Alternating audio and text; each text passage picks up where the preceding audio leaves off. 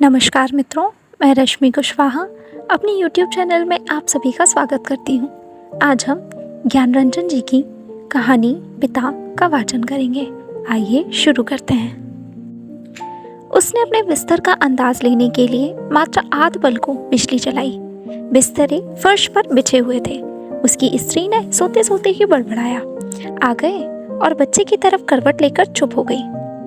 Late जाने पर उसे एक बड़ी डकार आती मालूम पड़ी, लेकिन उसने डकार ली नहीं।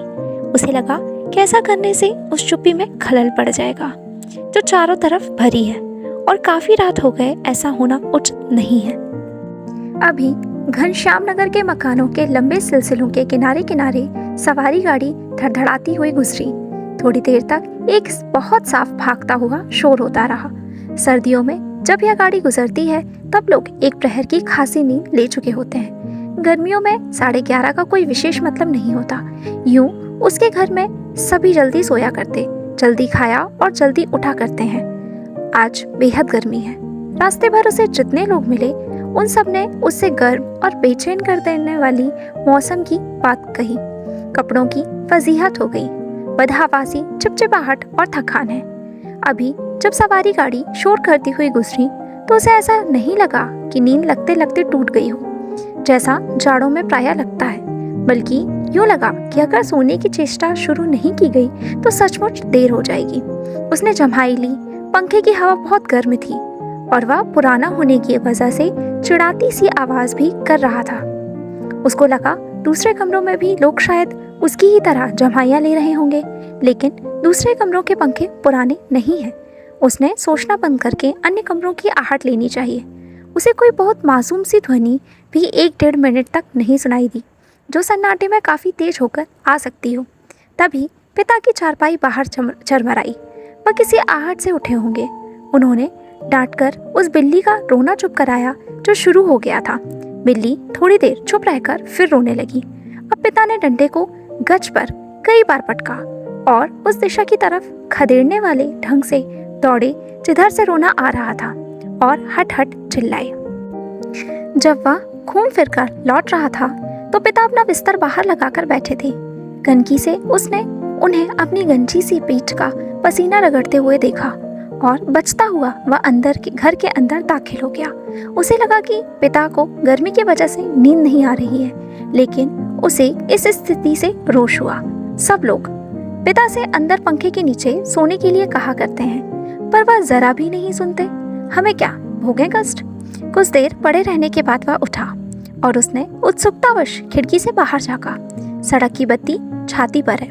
गर्मियों से वह बेहद अखर जाता है। पिता ने कई बार करवटें बदली, फिर शायद चैन की उम्मीद में पाटी पर बैठ पंखा झेलने लगे। पंखे की डंडी से पीठ का वह हिस्सा खुजाते हैं जहां हाथ की उंगलियां दिक्कत से पहुंचती हैं। आकाश और दरख्तों की तरफ देखते हैं।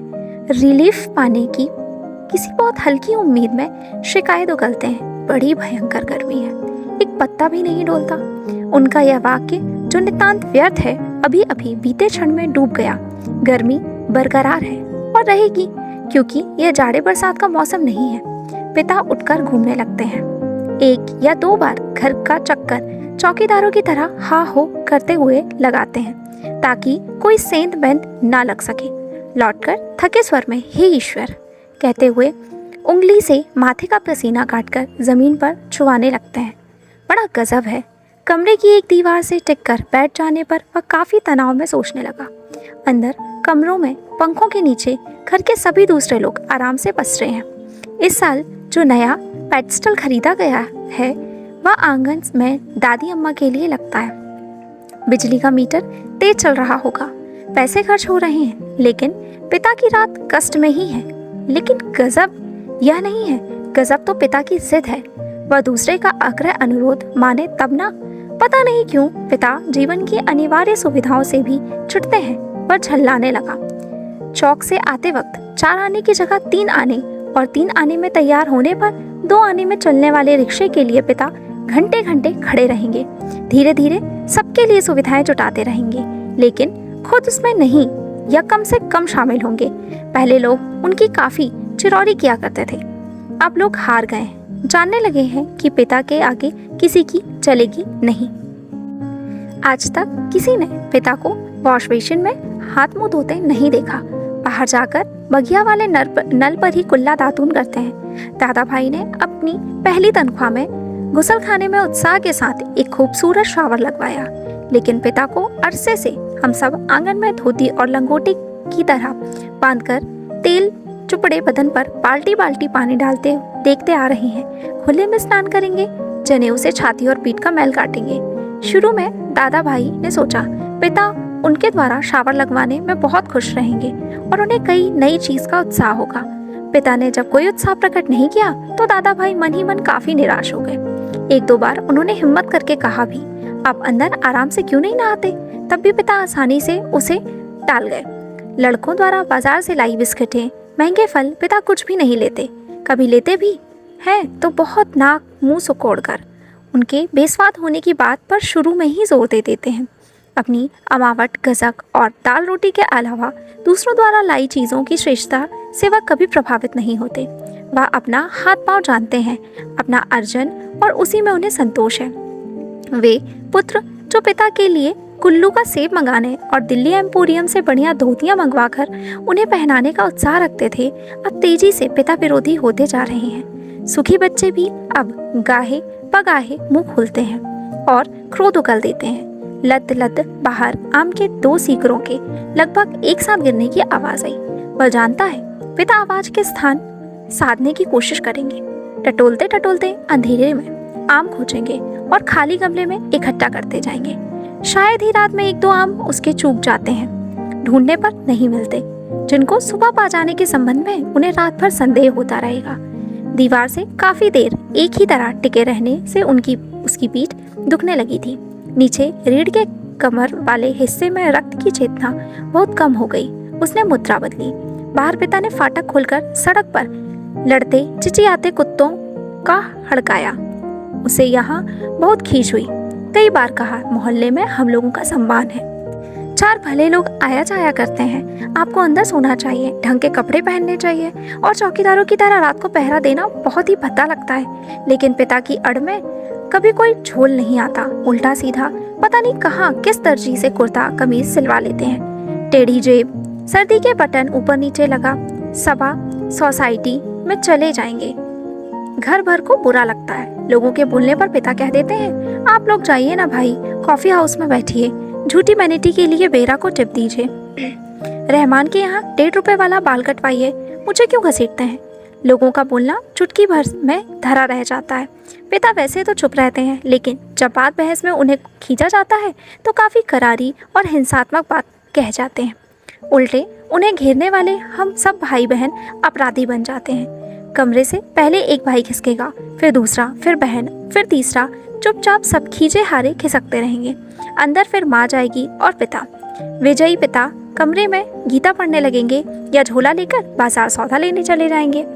होता हमेशा यही है। सब मन में तय करते हैं आगे से पिता को नहीं घेरेंगे, लेकिन थोड़ा समय गुजरने के बाद फिर लोगों का मन पिता के लिए उमड़ने लगता है। लोग मौका ढूंढने लगते हैं पिता को किसी तरह अपने साथ सुविधाओं में थोड़ा हुआ बहुत शामिल कर सकें, पर ऐसा नहीं हो पाता।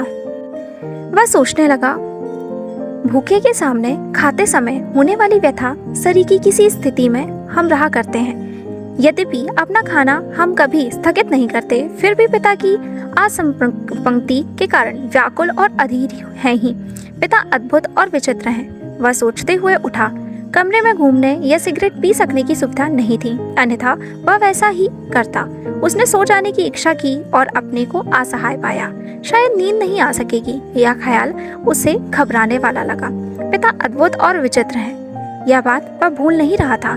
पिछले जाड़ों में वह अपने लोभ को कुचलकर बमुश्किल एक कोट का बेहतरीन कपड़ा पिता के लिए लाया। पहले तो वह उसे लेने को तैयार नहीं हुए, लेकिन माँ के काफी घुड़कने फुड़कने से राजी हो गए और उसी खुलदाबाद के किसी पलटू मुल्ला दर्जी के यहाँ सिलाने चल दिए। सुधीर ने कहा, कपड़ा कीमती है, चलिए एक अच्छी जगह मैं आपका नाप दिलवा दूं। यह ठीक सेगा, मेरा परिचित भी है। इस बात पर पिता ने काफी हिराकत उगली। वह चिढ़ उठे, मैं सबको जानता हूँ, वही म्यूनिसिपल मार्केट के छोटे मोटे दर्जियों से काम कराते और अपना लेबल लगा लेते हैं। साहब लोग मैंने कलकत्ते के हॉल एंडरसन के सेले कोट पहने हैं। अपने ज़माने में जिनके यहाँ अच्छे खासे यूरोपियन लोग कपड़े सिलवाते थे। ये फैशन जिसके आगे आप लोग चक्कर लगाया करते हैं, उसके आगे पाँव की धूल है। व्यर्थ मुझे पैसा खर्च नहीं करना है। कितना परस्पर विरोधी तर्क किया पिता ने। ऐसा वह अपनी जिद को सर्वोपरि रखने के लिए किया करते हैं। फिर सुधीर ने भी कपड़ा छोड़ दिया। जहाँ चाहिए सिलवाइए या भाड़ में चौंकाइए, हमें क्या, वह धीमे धीमे मुस्कुराया। पिता बाहर अकबकाकर उठ पड़े। शायद थोड़ी देर पहले जो आम बगीचे में गिरा था उसकी आवाज़ जैसे अब सुनाई पड़ी हो। वह खिड़की के बाहर देखने लगा। किंचित टिका टिका सा पीठ के पसीने से बनियान चिपक गई थी। बेहद घुटती हुई गर्मी। मन उसका मथा जाता था। बीवी पड़ी आराम से सो रही है। इसे कुछ पता नहीं, शायद पिता की खाट खाली थी। वह गिरा आम टटोलने के लिए बगिया में घुसे होंगे। पिता कितने विचित्र हैं। लंबे समय से वह केवल 2 ही ग्रंथ पढ़ते आ रहे हैं, यंत्रवत नियमवत रामायण और गीता। लंबे 35 वर्षों तक अखंड केवल रामायण और गीता। उसके पहले युवा काल में जो कुछ जितना कुछ पढ़ा हो उन्होंने, उसे कभी भयावह, कभी सम्मानजनक और कभी झूठ लगता। यह देख सोचकर कि कोई व्यक्ति केवल 2 पुस्तकों में जिंदगी के 35 वर्ष काट सकता है और कैसे काट लेता है। तभी उसका बच्चा कुनमुनाकर रोने लगा। उसने तपाक से खिड़की छोड़ी और अपने बिस्तर पर झूठ-मूठ सो गया। ऐसा ना हो कि देवा बच्चे के रोने से उठ पड़े और उसे संदिग्धावस्था में देख बहुत से बेकार प्रश्न द्वारा हलकान करना शुरू कर दे। देवा बच्चे के मुंह से स्तन दे पहले सी ही बेखबर हो गई।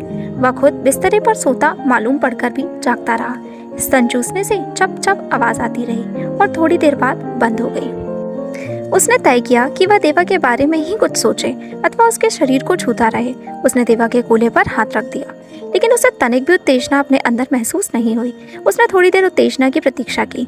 अपनी इस हरकत से ऊब होने लगी और मन भी लांछित करने लगा। बाहर पिता सोए या जाग रहे हैं, जैसा भी हो, वह बड़े जबरदस्त हैं। इस समय बाहर रहकर बाहरी होते जा रहे हैं। घर के अंदरूनी हिस्सों में लोग आराम से या कम आराम से किसी तरह सो तो गए होंगे। वह विवादग्रस्त हुआ और अनुभव करने लगा। हमारे समाज में बड़े बूढ़े लोग जैसे बहु बेटियों के निजी जीवन को स्वच्छंद रहने देने के लिए अपना अधिकांश समय बाहर व्यतीत किया करते हैं। क्या पिता ने भी वैसा ही करना तो नहीं शुरू कर दिया? उसे पिता के बूढ़ेपन का ख्याल आने पर सिहरन हुई। फिर उसने दृढ़ता से सोचा, पिता अभी बूढ़े नहीं हुए हैं, उन्हें प्रतिक्षण हमारे साथ साथ जीवित रहना चाहिए। भरसक पुरानी जीवन व्यवस्था कितनी कठोर थी। उसके मस्तिष्क में एक भिनसाव आ गया। विषाद सर्वोपरि था। उसे आंखों में हल्का जल लगने लगा। अगर कोई शीत युद्ध ना होता पिता और पुत्रों के बीच, तो वह उन्हें जबरन खींच के नीचे लाकर सुला देता।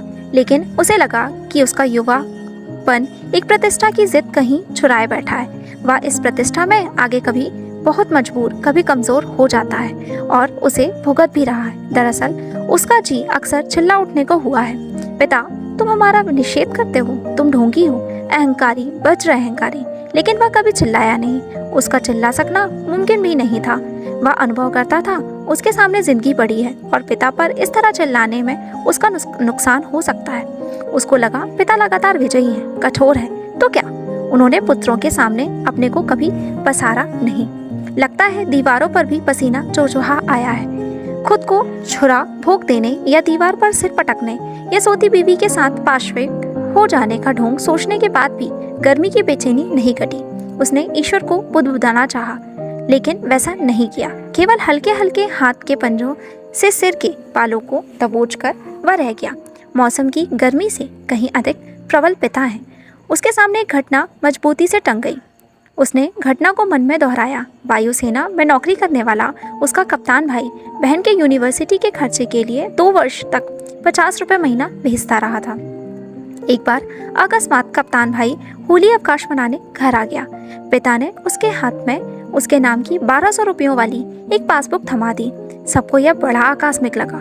कप्तान भाई को हैरत हुई और हल्की खुशी भी कि गए काफी रुपए मिल गए। लेकिन इस बात से उसे दुख और पराजय का भान भी हुआ। उसने अपने को छोटा महसूस किया। 2 वर्ष तक बहन के लिए उसने जो थोड़ा बहुत किया वह सब एक पल में घटकर नगण्य हो गया। फिर भी वह अनुभव कर रहा था, कप्तान भाई ज्यादा सोचते नहीं, खिलाड़ी तबीयत के हैं, यान की तरह चुटकी में धरती छोड़ देते हैं। कितने मस्त हैं कप्तान भाई। उसे लगा पिता एक बुलंद भीमकाय दरवाजे की तरह खड़े हैं, जिसे टकरा टकरा कर हम सब निहायत पिद्दी और दयनीय होते जा रहे हैं। इस घटना को याद करके और पिता के प्रति खिन्न हो जाने पर भी उसने चाहा कि वह खिड़की से पिता को अंदर आकर सो रहने के लिए आग्रहपूर्वक कहे, लेकिन वह ऐसा नहीं कर सका। वह असंतोष और सहानुभूति दोनों के बीच असंतुलित भटकता रहा। ना लोकोशेड से उठती इंजनों की शटिंग ध्वनि, ना कंक्रीट की ग्रैंड ट्रंक पर से होकर आती धूमनगंज की ओर इक्के दुक्के लौटते इक्के के घोड़ों की टापें, ना झगड़ते कुत्तों की भौंक भाग। बस कहीं उल्लू एक गति, एक वजन और विभत्सता से बोल रहा है। रात्रि में शहर का आभास कुछ पलों के लिए मर सा गया है। उसको उम्मीद हुई कि किसी भी समय दूर या पास से कोई आवाज अकस्मात उठ आएगी, घड़ी टनटना जाएगी या किसी दौड़ती हुई ट्रक का तेज लंबा हॉर्न बज उठेगा और शहर का मरा हुआ आभास पुनः जीवित हो जाएगा। पूरा शहर कभी नहीं सोता या मरता। बहुत से सोते हुए जान पड़ने वाले भी संक्षिप्त ध्वनियों के साथ या रात लगभग ध्वनिहीनता के बीच जगे होते हैं। रात काफी बीत चुकी है और इस समय यह सब सोचना सिवाय सोने के कितना निरर्थक है। शायद पिता औंध गए हैं। करवट बदलने से उत्पन्न होने वाली खाट की चरमराहट, आम टटोलते समय सूखी अधसूखी पंक्तियों के कुचलने की आवाज, लाठी की पटक, मकान के फेरे के वक्त की खास खखार, कुत्ते बिल्लियों का हड़काना, सब कुछ सुन नहीं पड़ रहा है। इस विचार से कि पिता सो गए होंगे उसे परम शांति मिली और लगा कि अब वह भी सो सकेगा। शीघ्र नींद के लिए उसने टकटकी बांधकर पंखे की ओर देखना शुरू किया। गर्म हवा के बावजूद दिन भर की व्यर्थ थकान और सोच विचार से पस्त हो जाने की वजह से वह नींद में चित हो गया। थोड़े समय उपरांत वह एकाएक उचक कर उठ बैठा। उसने चारों तरफ देख पाने के लिए कुछ क्षणों तक गड़े हुए अंधेरे को घूरा। हुआ यह कि उसे शरीर में एकाएक बहुत गर्मी सी लगी थी और अजीब सी सरसराहट हुई। शायद पसीने से भीगी टांग पत्नी के बदन से छू गई थी। मुंह में बुरा सा स्वाद भर आया था। किसी बुरी बीमारी के कारण अक्सर ऐसा हो जाया करता है। उठकर उसने 2-3 कुल्ले किए और ढेर सारा ठंडा पानी पिया। इतना सब कुछ वह अधनींद में ही करता रहा। आंगन से पानी पीकर लौटते समय उसने इत्मीनान के लिए खिड़की के बाहर देखा। अब तक नींद जो थोड़ी बहुत थी काफुर हो गई। पिता सो नहीं गए हैं अथवा कुछ सोकर पुनः जगे हुए हैं, पता नहीं। अभी ही उन्होंने हे राम तू ही सहारा है कहकर जमाई ली है। ऐसा उन्होंने कोई दबकर नहीं किया। रात के लिहाज से काफी शोर उठाते कहा। शायद उन्हें इत्मीनान है कि घर में सभी लोग निश्चित रूप से सो रहे हैं। पिता ने अपना बिस्तरा गोल मोड़कर खाट के एक सिरे पर कर लिया है और वही सुराही के प्याले से पानी ले लेकर अपनी खटिया की बांध तर कर रहे हैं। सुराही से खाट तक और खाट से सुराही तक बार बार आते जाते हैं। बहुत बार ऐसा करने पर खाट का बांध तर हुआ है। इसके बाद उन्होंने पानी पिया और पुनः एक बड़ी आवाज़दार जम्हाई के साथ लिपटे हुए बिस्तर का सिराहना बना निखरी खटिया पर लेट गए। तड़का होने में पता नहीं कितनी देर थी। थोड़ी देर बाद पंखा जमीन पर गिराकर उनका दायां हाथ खटिया की पाटी से झूलने लगा। चारों तरफ धूमिल चांदनी फैलने लगी है। सुबह जो दूर है के भ्रम में पश्चिम से पूर्व की ओर कौवे काव काव करते उड़े। वह खिड़की से हटकर बिस्तरे पर आया। अंदर हवा वैसी ही लू की तरह गर्म है। दूसरे कमरे स्तब्ध हैं। पता नहीं बाहर भी उमस और बेचैनी होगी। वह जागते हुए सोचने लगा, अब पिता निश्चित रूप से ही सो गए हैं शायद।